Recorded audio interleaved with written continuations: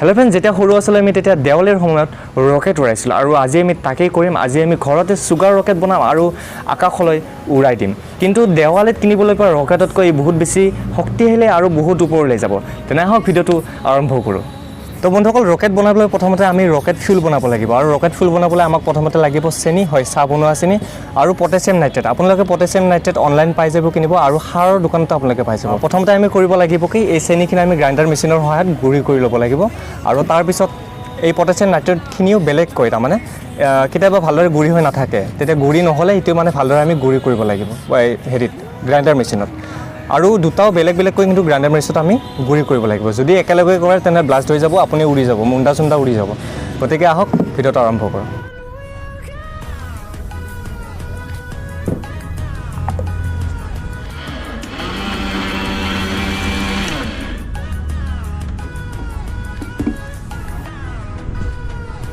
বন্ধুসকল, আমি প্ৰথমতে এই চেনিখিনি এনেদৰে গুড়া কৰি লৈছোঁ। তাৰপিছত এইখিনি পটাছিয়াম নাইট্ৰেট, আমি পটাছিয়াম নাইট্ৰেট 6 চামুচ ল'ব লাগিব।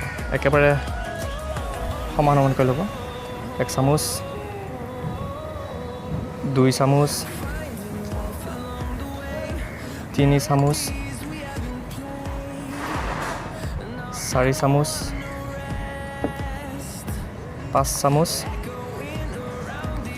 আৰু এয়া 6 চামুচ। 6 চামুচ আমি পটাছিয়াম নাইট্ৰেট ল'লোঁ। এতিয়া গুড়ি কৰা চেনিখিনি আমি 4 চামুচ ল'ব লাগিব। এয়া 1 চামুচ চেনি, 2 চামুচ চেনি, 3 চামুচ, এয়া 4 চামুচ। 6 চামুচ পটাছিয়াম নাইট্ৰেট আৰু 4 চামুচ চেনি। এতিয়া এইখিনি আমি ভালদৰে মিক্স কৰিব লাগিব। মই এইখিনি ভালদৰে 20 ছেকেণ্ডমান মিক্স কৰি ল'লোঁ। আহক এতিয়া এইখিনি ভালদৰে কাম কৰিছে নাই এবাৰ টেষ্ট কৰি চাওঁ।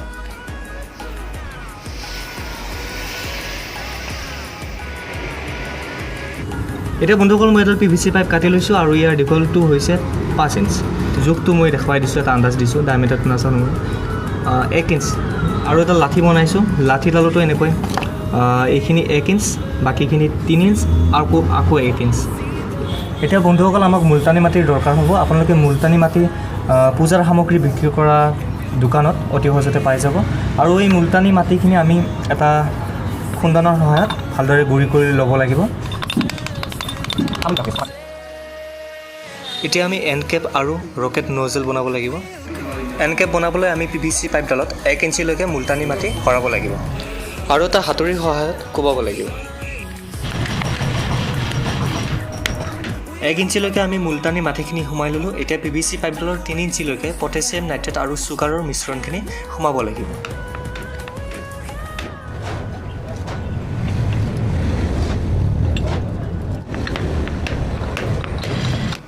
তিনি ইঞ্চিলৈকে আমি পটাছিয়াম নাইট্ৰেট আৰু চুগাৰৰ মিশ্ৰণখিনি সোমাই ল'লোঁ। এতিয়া বাকী যিখিনি 1 ইঞ্চি আছে সেইখিনিত আকৌ আমি মুলতানী মাটি ঢালিব লাগিব।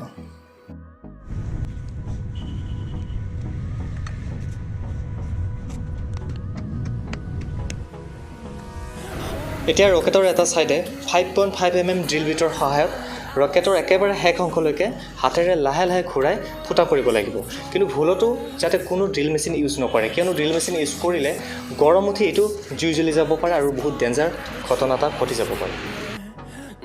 বন্ধুসকল, ৰকেটটোৰ ষ্টেণ্ড হিচাপে ব্যৱহাৰ কৰিবলৈ আৰু ৰকেটডাল একেবাৰে চিধা ওপৰত উৰি যাবলৈ মই এডাল বাঁহৰ লাঠি এডাল ইউজ কৰি আছোঁ। এইডালত ৰকেটটো এনেকৈ টেপেৰে আমি মেৰাই দিব লাগিব। এই ৰকেটডাল জ্বলাবলৈ আমাক ফিউজৰ দৰকাৰ হ'ব। এই ফিউজ কেনেকৈ বনায় তাৰ ওপৰত মই এটা ভিডিঅ' বনাইছোঁ, আপোনালোকে ডেছক্ৰিপশ্যনত লিংকটো পাই যাব। এই ফিউজটো একেবাৰে শেষলৈকে আমি দিব লাগিব, এনেকৈ সোমাই দিব লাগিব। এণ্ড কেপটো যাতে প্ৰেছাৰৰ ফলত ওলাই নাহে তাৰ বাবে মই টেপৰ ব্যৱহাৰ কৰিছোঁ।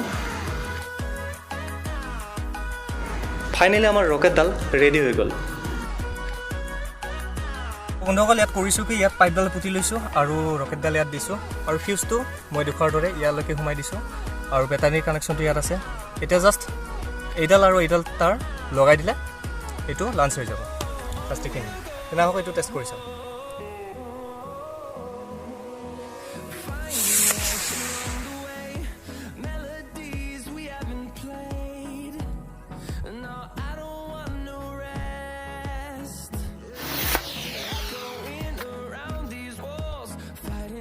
create a song.